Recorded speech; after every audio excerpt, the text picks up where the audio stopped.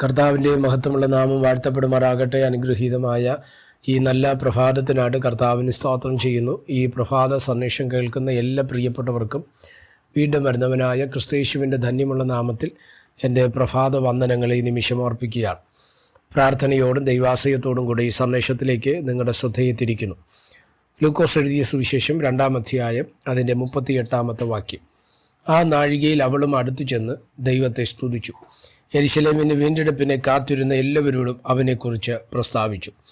ഈ വാക്യങ്ങൾക്കാണ് ദൈവത്തിന് സ്തോത്രം ചെയ്യുന്നത്. യേശു കർത്താവിൻ്റെ ജനനത്തിന് ശേഷം ശുദ്ധീകരണ കാലം കഴിഞ്ഞതിന് ശേഷം യേശു കർത്താവ് എന്ന കുഞ്ഞിനെ ആലയത്തിലേക്ക് കൊണ്ടുവന്ന് ദൈവത്തിന് സമർപ്പിക്കാനായിട്ട് മറിയയും യോസേഫുമായിട്ട് വരുന്ന ഒരു ഭാഗത്ത് നമുക്ക് കാണാൻ കഴിയുന്നുണ്ട്.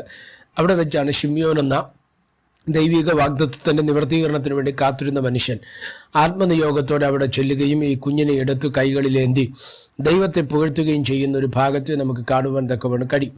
ശിമിയോനോട് ചേർത്ത് പറയപ്പെടുന്ന ഒരു വ്യക്തിയാണ് ഹന്ന എന്ന് പറഞ്ഞ ഒരു സ്ത്രീ, ഒരു പ്രവാചകി അല്ലേ.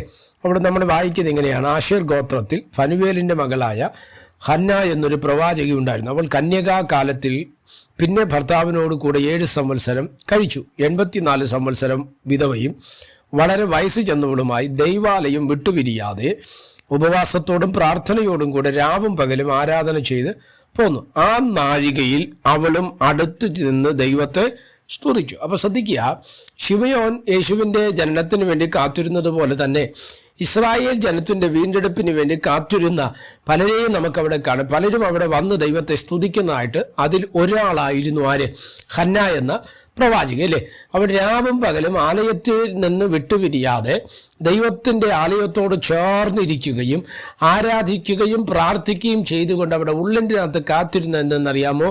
ഇസ്രായേൽ ജനത്തിൻ്റെ വീണ്ടെടുപ്പുകാരൻ്റെ ജനനമാണ്.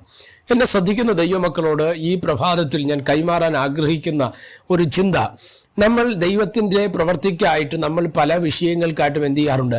കാത്തിരിക്കാറുണ്ട് അല്ലേ. എന്നെ ശ്രദ്ധിക്കുന്ന ദൈവമക്കളോട് ഞാൻ പറയാം, നമ്മൾ കാത്തിരുന്ന് മടുത്തു പോകേണ്ട. നിശ്ചയമായും തക്ക സമയത്ത് ചിലത് നമ്മുടെ മുൻപിൽ വെളിപ്പെട്ട് വരിക തന്നെ ചെയ്യും. കാലങ്ങളോ ആണ്ടുകളോ കാത്തിരുന്നാലും ഭാരപ്പെട്ടു പോകേണ്ട. പ്രാർത്ഥിക്കുന്ന വിഷയത്തിന് മറുപടി തരാൻ കഴിയുന്ന ഒരു ദൈവം ഇന്ന് പ്രഭാതത്തിൽ നിങ്ങൾക്ക് വേണ്ടി വെളിപ്പെട്ടു വരാൻ പോകുകയാണ്. അതുകൊണ്ട് കാത്തിരിക്കുന്നതിനകത്ത് അമാന്തം കാണിക്കാതെ സ്തോത്ര ദൈവത്തിൽ ആശ്രയിച്ച് കാത്തിരുന്നു കൊണ്ട് ഇരുന്ന് കർത്താവിൻ്റെ മഹത്വത്തിനായിട്ട് ഏൽപ്പിക്കപ്പെടുക. സ്വർഗം നമ്മളെ സഹായിക്കും. പ്രാർത്ഥിക്കാം. പരിശുദ്ധനായ ദൈവമേ, സ്വർഗീയ നല്ല പിതാവേ, ഈ സന്ദേശത്തിനാട് സ്തോത്രം ചെയ്യുന്നു. ഈ സന്ദേശം കേൾക്കുന്ന എല്ലാ പ്രിയപ്പെട്ടവരെ തൃക്കരങ്ങൾ തരികയാണ്. അവിടുന്ന് ചിറകടി മറയ്ക്കുകയും ഈ സന്ദേശം അനേകായിരങ്ങൾക്ക് പ്രയോജനകരമായി മാറുവാൻ സ്വർഗം ഇടവരുത്തിയാട്ട്.